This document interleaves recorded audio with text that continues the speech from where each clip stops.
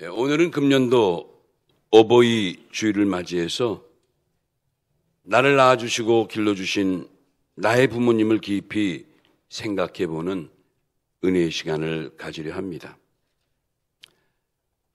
우리가 나를 낳아주신 부모님을 깊이 생각하다 보면 첫째는 많은 것을 뉘우치게 됩니다. 좀 더 잘해드렸을 것을, 좀 말도 좀 잘 들었어야 할 텐데, 여러 가지 만감이 교차되면서 부족됐던 모습들을 뉘우치게 됩니다. 두 번째는 생각하면 생각할수록 감사뿐인 것을 느껴볼 수가 있습니다.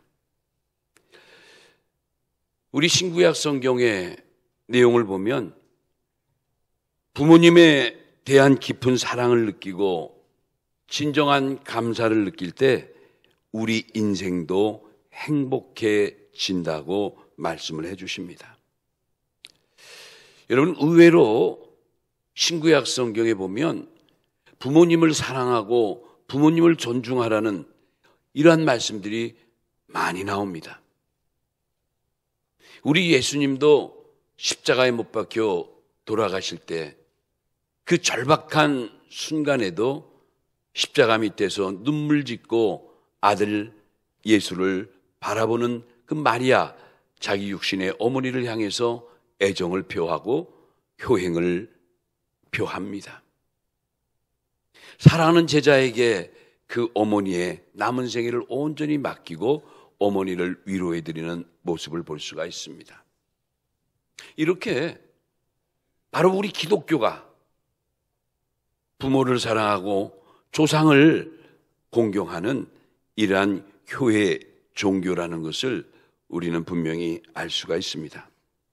오늘 이 시간에는 그렇다면 효행의 비결은 무엇이 있을까? 과연 우리가 어떻게 효도해야 되는가? 성경적으로 몇 가지를 정리해서 말씀을 드립니다. 효행의 비결은 첫째, 부모님을 공경해야 합니다. 아멘이죠? 하나님이 모세를 통해서 출애굽 공동체인 하나님의 선민 이스라엘 백성들에게 삶의 규범 10가지를 명령하십니다. 이것을 가리켜서 우리가 신이 십계명 이렇게 얘기합니다. 이 십계명을 가만히 들여다보면 사실은 크게 두 가지 계명인데, 첫째는 대신계명, 하나님을 향한 명령이 있고, 두 번째는 대인계명, 이웃 간에 사람 간에 지켜야 될 기본 규범이 나옵니다. 그런데 그 사람과 사람, 이웃과 이웃에 대한 대인적 계명의 첫 번째가 뭔가 들여다보니까, 여러분, 십계명 중에 제5계명의 내용이 뭐죠? 바로 내 부모를 공경하라는 말씀이에요. 이 말씀이 출애굽기 20장 12절에 나와 있는데, 여기 다섯 번째 계명에 내 부모를 공경하라, 그리하면 내 하나님 여호와가 내게 준 땅에서 내 생명이 길리라 라고 한없이 축복해 주셨어요.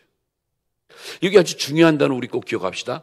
여기 공경하다라는 단어 나오죠. 내 부모를 공경하라. 우리도 많이 쓰는 단어인데 히브리 단어예요. 흥미로운 걸 발견할 수 있어요. 히브리 원어로 공경하다는 것이 카바드란 뜻이에요. 카바드란 단어를 쓰는데, 이 카바드는 첫째는 무겁다 이런 뜻으로 쓰이지만 명사형으로 쓸 때는 우리 몸의 기관 중에 이 간장을 말하는 거예요. 우리 기관 중에 간장을 가리켜서 바로 이 카바드 이렇게 말해요. 여러분, 우리 몸에 많은 장기들이 있습니다. 뭐 폐도 있고 위도 있고 여러 가지죠. 뭐 콩팥도 있고. 근데 그 많은 장기 가운데 가장 무거운 장기 중에 하나가 바로 우리 몸의 간이래요. 간. 그래서 히브리 사람들은 사람의 간과 무겁다는 단어를 같이 쓴다는 거예요. 근데 그 단어가 바로 공경하라는 단어도 사용된다는 거예요. 여러분, 가만히 생각하면 뭔가 시사하는 바가 있는 것 같죠? 부모를 공경하라 할 때 그 공경하다는 단어가 이렇게 무겁다는 뜻도 있고 우리 장기 중에 간이라는 뜻도 있다는 거예요. 간이 또 얼마나 우리 몸에 중요한 겁니까? 없어서는 안 되죠. 너무너무 소중한 거죠. 우리의 부모님이 바로 그와 같다는 거예요. 그래서 결국 십계명 중에도 우리의 부모님을 대할 때 공경하는 마음을 갖고 대하라고 한 것이 부모님을 너무 가볍게 여기지 말고 정말 내 몸에 가장 중요한 장기처럼 간처럼 소중히 여기고 무겁게 받아들이라는 것이 바로 그들의 가르침이라는 것을 알 수가 있어요. 여러분 사실 그런데 우리가 우리들의 부모님을 대할 때 어떻게 합니까? 너무 쉽게 말씀드리고 너무 가볍게 대하고 그러죠. 저도 저희 어머님이 올해 95세 되신 어머님이 계세요. 요즘은 교회 못 나오시지만 몇 년 전만 해도 주일 예배, 수요 예배, 금요 기도회까지 나오셨었어요. 여러분 우리가 부모님은 어떻게 해요? 어떨 때는 어머니 그런 거 몰라도 돼요. 그거 뭐 일일이 그걸 따지고 묻고 그러세요. 우리 흔히 그러잖아요. 어떨 때는 인간적인 생각에 귀찮을 때도 있어요. 한 말 또 하고 또 설명하고 또. 그런데 우리는 사실 우리 부모님들을 또는 부모님들의 인생의 경륜을 그렇게 경시하거나 무시해서는 안 된다는 거죠. 이제 우리가 나이 들어가니까 부모의 심정을 알게 되고 점점 이해가 되는 거죠. 성경의 레위기에 보면요. 레위기 19장 32절에 이런 말씀이 있어요. 너는 쇳머리 앞에 일어서고 노인의 얼굴을 공경하며 내 하나님을 경외하라. 나는 여호와니라. 여기 아주 중요한 표현이 뭐냐면 부모를 공경하고 하나님을 경외하는 걸 동급으로 놨다는 거예요. 이건 뭐냐면 하나님이 의도하는 바가 있죠. 이 말씀을 통해서 부모를 공경하는 자가 비로소 하나님을 경외하고 하나님을 섬길 수 있다는 거예요. 얼마나 맞는 말씀이에요. 보이는 부모한테도 공경하지 않고 보이는 부모한테도 사랑을 베풀지 않으면 보이지 않는 하나님을 어떻게 공경하고 어떻게 섬길 수 있느냐. 그래서 성경은 이렇게 부모의 공경과 하나님의 경외를 거의 같이 놨어요. 그렇다고 뭐 부모가 하나님 자리에 있다는 건 아니지만 부모의 공경의 마음을 그렇게 강조하고 있다는 거죠. 여러분 우리도 오늘 이 말씀을 가지고 우리의 부모님을 공경하는 마음 가지고 부모님에 대하여 따스한 말 한마디라도 우리가 이렇게 생각하고 정성스레 해드리는 효도의 자식들이 되시길 먼저 예수님의 이름으로 축원합니다. 이렇게 우리가 부모를 공경하면 성경은 인생의 여러 가지 축복을 약속해 주셨어요. 결국 그러함으로 우리가 잘 되고 우리가 행복해진다고 성경은 가르쳐요. 여러분 꼭 이 말씀 기억하세요. 우리가 우리의 부모님을 사랑하고 존중하고 공경할 때 그럴 때 나의 모든 일도 잘 되고 잘 풀리고 그 행복이 지속될 줄로 믿습니다. 혹이라도 내가 지금까지 우리 부모님을 너무 가볍게 대하였다면 오늘부터라도 마치 우리가 나라의 가장 어른인 대통령을 대하듯이 회사의 가장 큰 윗사람을 대하는 것 이상으로 우리의 부모님에게 공손하게 대하고 이러한 자세를 가지고 살아가야 될 때 하나님이 더욱더 축복해 주시고 그러한 가정이 행복한 가정이 된다고 성경은 가르쳐 주는 거예요. 자, 효행의 두 번째 비결은 뭔가 봤더니 부모님을 자랑스럽게 생각하라는 거예요. 자랑스럽게. 여러분 만약 우리 부모님이 모든 사람들이 존중하고 뭐 재산이 대단하고 권력도 있고 명예도 있으시고 한 분이라면 우리가 얼마나 또 부모를 많이 또 팔아대고 또 부모를 자랑하고 또 부모를 얼마나 또 드러냅니까? 반대로 우리 부모님이 불행하게 지내시고 정말 배움도 없고 내세울 것도 없다면 이 자식들은 어떡하죠? 그런 부모는 별로 잘 나타내기를 좋아하지 않죠. 특히 오늘날의 이 세대를 보면 정말 부모 자식 간의 관계가 심각한 경우가 얼마나 많습니까? 그래도 우리나라가 모름지기 동방예의지국이고 부모를 향한 효행이야말로 세계 속의 대한민국인데 요즘 보세요. 뉴스 나는 것도 끔찍한 뉴스들이 얼마나 많이 납니까? 반인륜적인 이런 내용들 차마 귀담아 들을 수가 없어서 저는 그런 뉴스 아예 듣질 않아요. 아니 돌리든가 끄든가. 세상이 그렇게 험한 세상인데 그럼에도 불구하고 우리가 매년 이렇게 어버이 주일을 교회 절기로 삼아 그래도 우리 부모를 기억하고 나를 낳아주시고 길러주신 분에게 감사한 마음을 가질 수 있다는 것은 너무나 감사한 거예요. 사랑하는 여러분, 우리 부모님이 저에게 뭘 남겨주고 안 남겨주고 뭘 해주고 안 해주고 그걸 떠나서 우리 부모님은 나를 낳아주시고 키워주신 그 단 한 가지 사실만으로도 존경받기에 충분한 분들이에요. 그분들이 있기에 오늘의 내가 있는 거 아닙니까? 어느 시골 마을에 외롭게 아들 하나뿐인 여인이 아들과 함께 살아가고 있었어요. 아들이 학교를 다니니까 학비가 필요하고 뒷바라지 하려니까 나름대로 씀씀이가 있는 거죠. 하나도 없이 홀로 된 이 어머니는 낮에는 양계 일을 하는 작업장에 취직을 해서 하루 종일 양계 일을 돌보는 거예요. 그 닭 냄새가 얼마나 심하고 또 닭을 먹인다는 게 쉽지 않죠. 이 쫓아다니고 저리 쫓아다니고 먹이를 먹이고 관리한다는 게 여상 어려운 게 아니죠. 하루 종일 피곤한 몸이지만 집에 들어가면 그냥 있지 않고 싹 바느질을 하기 위해서 바느질 일감을 또 가져오시는 거예요. 꾸벅꾸벅 졸면서 그래도 아들의 등록금을 마련하기 위해서 싹 바느질을 하면서 긴 밤을 또 지새는 거예요. 아들이 이런 어머니의 모습을 보고 그가 느끼지 않을 수가 없죠. 아들은 그저 어머니의 감사한 마음을 가지고 그래도 열심히 부지런히 공부한 거예요. 이 아들이 고등학교 졸업할 때 그만 전교에서 1등 수석으로 졸업하는 영예를 얻게 됐어요. 이 소식을 어머니한테 전했는데 어머니는 그때부터 또 하나의 신음거리가 생긴 거예요. 아들이 수석으로 상을 받게 돼서 그 아들의 어머니로 당당히 가야 되는데 문제는 그때 입고 갈 변변한 옷 한 벌도 없는 거예요. 신발도 제대로 있는 게 없는 거예요.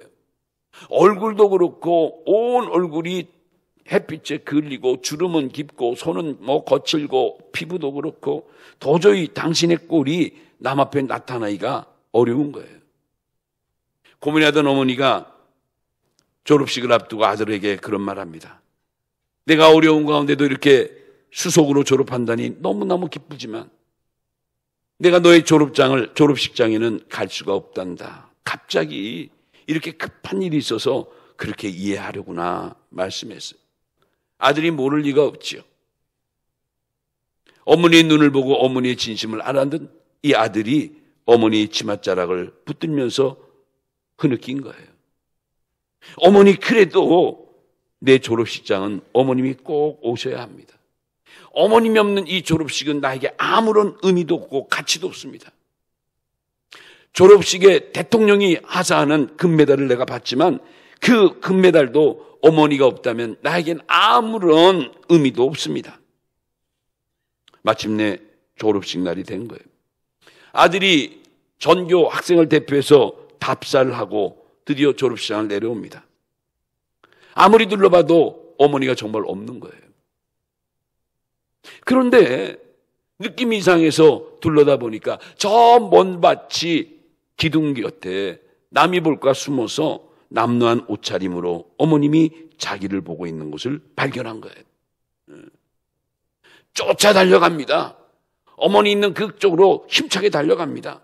어머니 앞에서 그가 어머니 오셨군요. 제일 먼저 대통령이 하사한 수석 졸업생에게 주는 그 금메달을 벗어가지고 어머니 목에 덜썩 걸어드렸어요.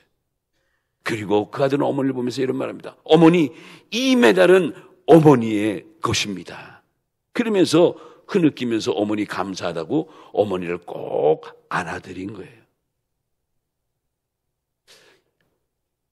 이 아이가 더 열심히 공부합니다. 그리고 마침내 미국의 대통령이 된 거예요. 그가 바로 미국 제28대 대통령인 누굽니까? 우드로 윌슨이라는 대통령이에요. 1913년부터 1921년 28대 대통령 사진으로 보는 이 우드로 윌슨이 그가 재임하는 1914년에 의원들의 전체의 동의를 얻어서 5월 두 번째 주일을 어버이날로 제정해버렸어요. 그는 모든 자식들의 마음속에는 적어도 나를 낳으시고 길러주신 어머니의 사랑만큼은 결코 식어서는 안 된다는 심정으로 이 날을 정한 거예요. 이 땅에 어머니를 잃어버린 모든 사람들에게도 어머니의 사랑을 그는 심어주고 싶었던 거예요. 이것이 우리나라에도 오늘날 5월 8일에 기념하는 어버이날의 효시가 되었다는 거 이 시간을 통해 한번 기억해 보세요. 두 번째 효행의 비결은 뭐냐? 세 번째죠. 세 번째. 바로 우리의 부모님을 봉양해야 한다는 점이에요. 여러분 구약 성경의 창세기를 읽어보면 야곱의 11번째 아들 요셉의 이야기가 참 드라마틱하죠. 이 요셉은 아버지 야곱의 사랑을 많이 받는다고 시샘을 낸 다른 형제들이 갔다가 인신매매로 이 요셉을 팔아넘겨버렸어요. 성경에 나온 최초의 인신매매. 어떻게 동생을 팔아버립니까? 그러니까 여러분 이 시기 질투가 얼마나 무서운 건지 아시죠? 같은 핏줄인 막내 동생을 갖다 내버린 거예요. 아예 그냥 아버지 눈에 들어오지 못하도록 저 이방 땅 애굽 나라에 팔아버린 거예요. 굉장한 일 아닙니까? 무서운 일 아닙니까? 이렇게 억울하게 미움받아 팔려나간 이 요셉이 애굽 땅에서 모진 고생을 합니다. 그런데 그 요셉의 마음속에는 하나님이 살아있었던 거예요. 그 신앙만큼은 뜨거웠던 거예요. 마침내 하나님이 그의 입지전적 모든 삶을 축복해 주셔가지고 여러분 세상에 그 애굽 제국의 7위의 세 번째인 국무총리 자리에 재상의 자리에 올라갑니다.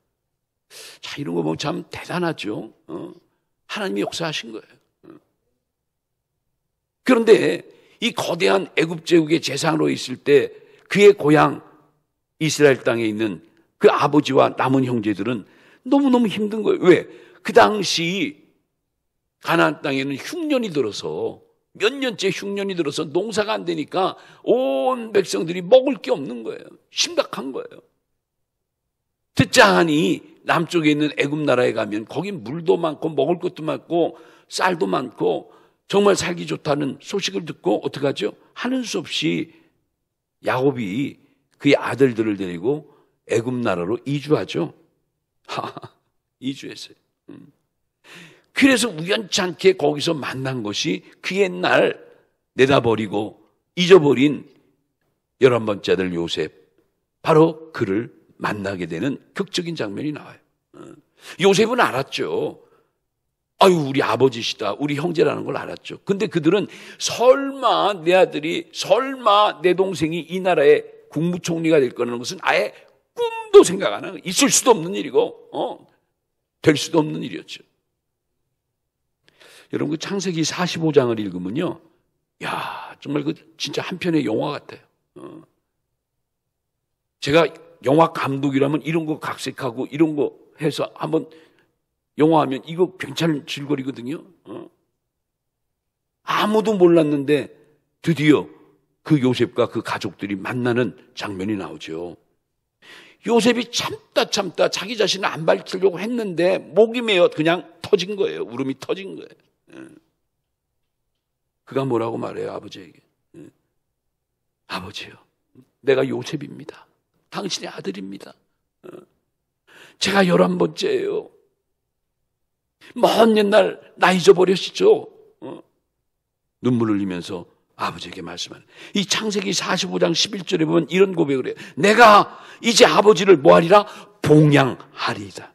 이제부터 아버지와 아버지의 가족, 아니 아버지께 속한 모든 사람들에게 내가 전혀 부족함 없이 대해드리겠나이다. 야,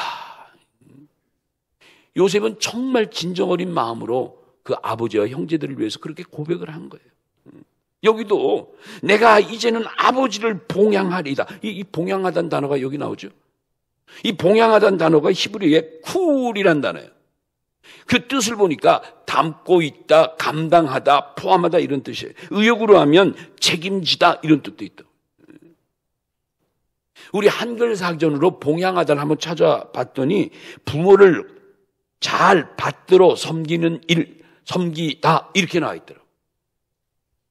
내 부모를 잘 받들어 섬기는 거예요. 사랑하는 여러분, 우리가 정말 우리들의 부모를 잘 받들어 섬깁니까? 우리가 정말 요셉처럼 자기 아비 그 가족들을까지도 책임지며 봉양합니까? 오늘날은 정말 어려운 일이지만 그래도 성경에 이런 말씀을 듣고 우리 한번 느껴야 되잖아요. 여기 중요한 것은 성경에서는 물질적 봉양만 강조하는 게 아니라 또 하나 심적인 봉양, 마음적인 봉양도 함께 필요하다는 것을 강조해요. 이런 면에서 정말 우리가 정말 하나님을 열심히 섬기고 하나님을 정말 우리가 따르는 백성이라면 우리들의 마음속에 이 말씀에 대한 순종함이 있어야죠. 그래서 우리를 아시고 기르시는 부모님은 있고 없고 뭘 나에게 해주고 안 해주고를 떠나서 우리는 사랑과 우리 부모들의 수고를 잊지 않는 것이 하나님의 말씀을 순종하고 지키는 일인 거예요. 사랑하는 성도 여러분, 혹시 부모님이 살아 계십니까? 이제 우리 성도들도 많은 연륜이 차셔서 이미 주님 곁에 가신 많은 부모님들도 계시지만 혹시 이제 저희처럼 나이가 꽤 많이 드신 연로하신 부모님이 살아계신 성도님들도 계실 거예요. 다시 한번 우리 부모님에 대한 감사를, 먼저 가셨다면 그 부모님의 생전에 나에게 베풀어 주신 그 모든 것을 한번 여러분 마음속에 담아보는 시간 가지면 어떻겠어요?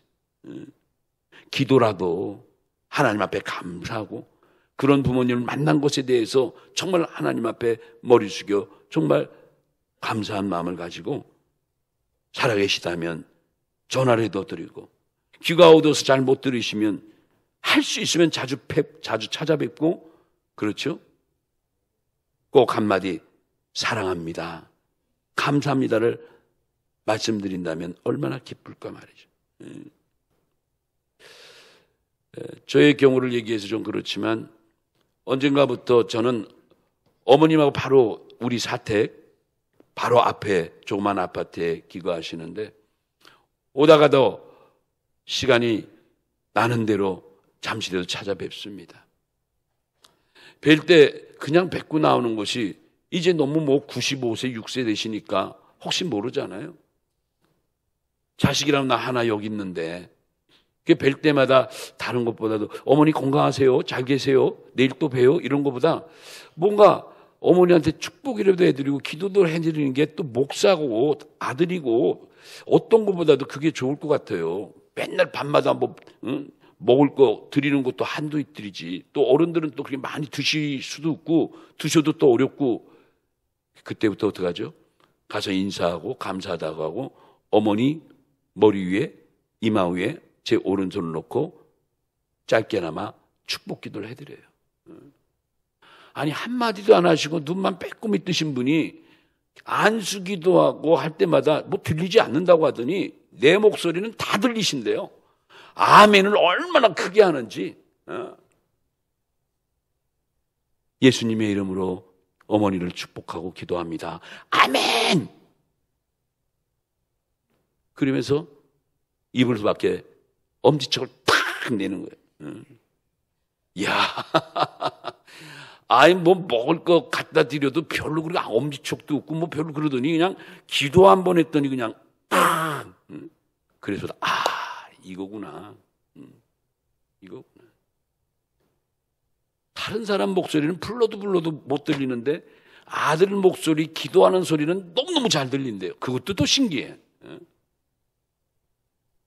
여러분, 부모와 자식은 그런 어떤 말로 형용할 수 없는 그 통하는 뭐가가 있나 봐요. 진짜. 자주 할 수 있으면 자주 찾아뵙고, 여러분 자주 전화라도 좀 드리고, 전화 한 통이 바로 효도의 시작이라는 거 여러분 기억하시기 바라요. 옛날에 고려장이라는 풍습이 있었죠. 참 마음 아픈 슬픈 이야기지만 너무 늙은 부모님이 고동도 없고 너무 힘들게 하는 거예요. 자기네들도 살아가기 너무 먹고 살기 힘들고 자식 키우기 힘든데 하루 이틀도 아니고 너무너무 가난하니까.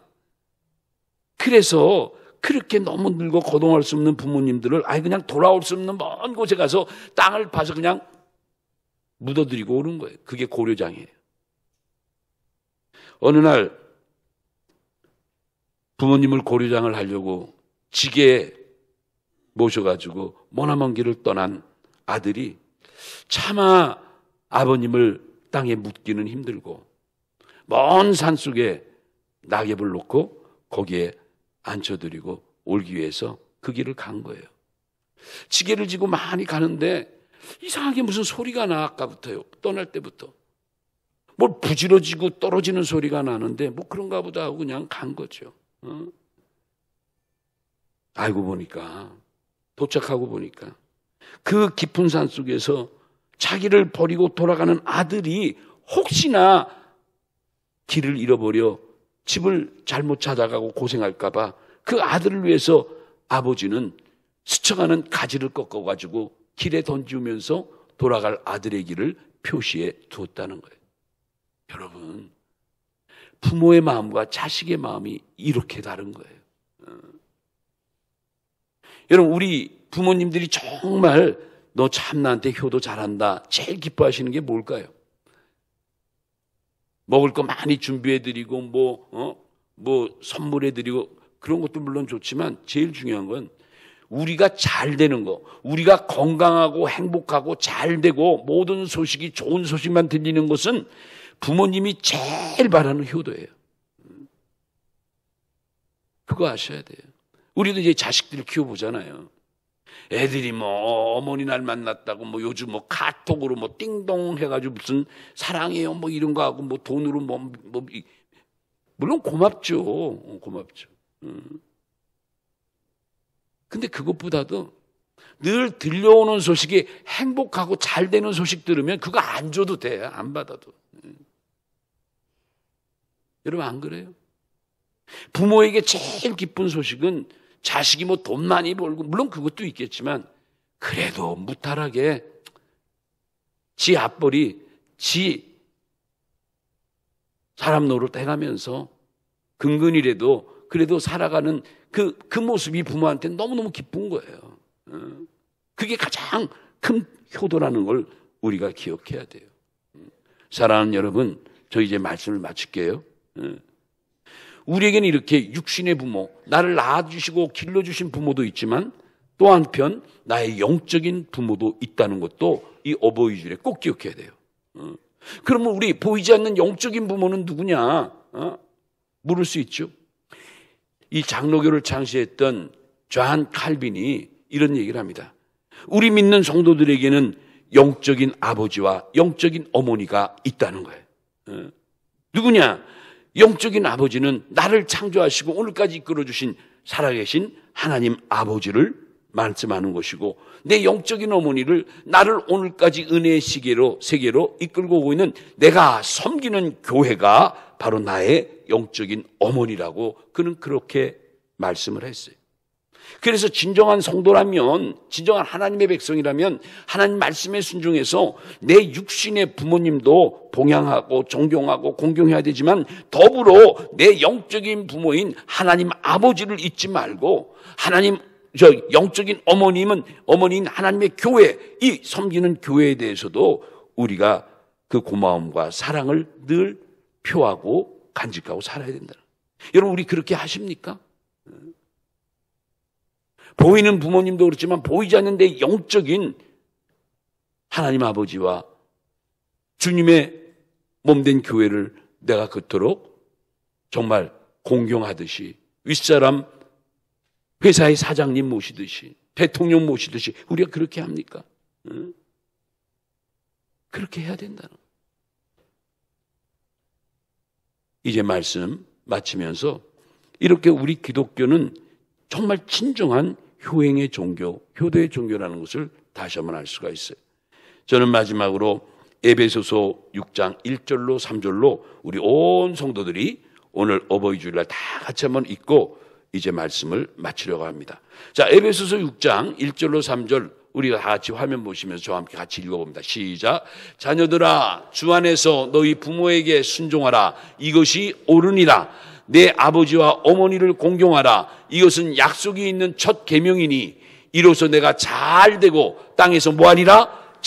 내가 잘 되고 내가 땅에서 장수하리라. 우리가 받은 축복과 은혜, 이 모든 것이 단일로 끝나는 게 아니라 길게 우리의 축복과 우리의 행복이 연장된다는 거예요. 야, 이런 복을 하나님이 부모를 공경하고 사랑하는 자에게 주신다는 거예요. 오늘도 여러분 주신 말씀을 가지고 하나님께 감사하면서 여러분의 가정마다, 교회마다, 또 우리나라도 이런 하나님의 잘됨의 축복, 장수의 복을 받아서 이 마지막 시대의 선교의 대국이 돼서 정말 세계 만방에 하나님의 구속사의 복음을 전하고 말씀을 전하는 이런 복된 우리 교회와 우리 모두가 되어야 될 줄로 믿습니다. 이런 행복을 누리고 살아가는 우리 모두가 되시길 예수님의 이름으로 축원합니다.